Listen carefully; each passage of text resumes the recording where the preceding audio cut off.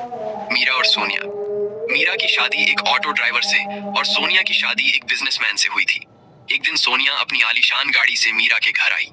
घर में घुसते ही उसने मुंह बना लिया, अपनी एनिवर्सरी पार्टी का कार्ड मीरा को दिया और ताना मारते हुए कहा, पार्टी में जरा ढंग के कपड़े पहन कर आना, वहाँ सब बड़े लोग होंगे। पार्टी वाले दिन मीरा अपनी सबसे महंगी साड़ी पहनकर पहुंची।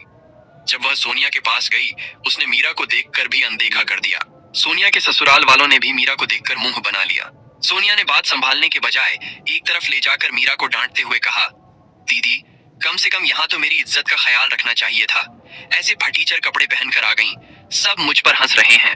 अपनी सगी छोटी बहन के मुंह से ऐसी बातें सुनकर मीरा का दिल टूट गया। वह वहां एक पल भी नहीं रुकी और रोते हुए अपने घर वापस आ गई। उस रात मीरा ने ठान लिया कि वह अब गरीबी में नहीं जिएगी। उसके पास सिलाई का हुनर तो था ही। उसने अपनी छोटी सी सेविंग से एक पुरानी सिलाई मशीन खरीदी और घर पर ही आस पड़ोस की औरतों के कपड़े सिलना शुरू कर दिया। मीरा की सिलाई में इतनी सफाई और फिटिंग इतनी जबरदस्त थी कि धीरे धीरे पूरे मोहल्ले में उसकी चर्चा होने लगी। शुरुआत में उसने रात रात भर जाग कर काम किया। साथ ही उसने एक सिलाई क्लासेस ज्वाइन की, जहां उसने डिजाइनर ड्रेस बनाना सीख लिया। उसकी डिजाइन की हुई कुर्तियां और सूट इतने पसंद किए जाने लगे कि अब उसे ब्राइडल लहंगा और पार्टी के ड्रेस के भी ऑर्डर आने लगे। देखते ही देखते मीरा का काम घर के एक कमरे से निकलकर एक छोटी फैक्ट्री में बदल गया। 2 साल के अंदर ही मीरा शहर की सबसे बड़ी लेडीज गारमेंट सप्लायर बन गई।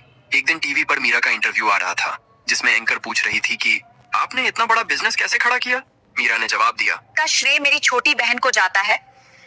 उसने एहसास दिलाया कि दुनिया उगते सूरज को ही सलाम करती है। सोनिया अपने आलीशान घर में टीवी पर यह देख रही थी।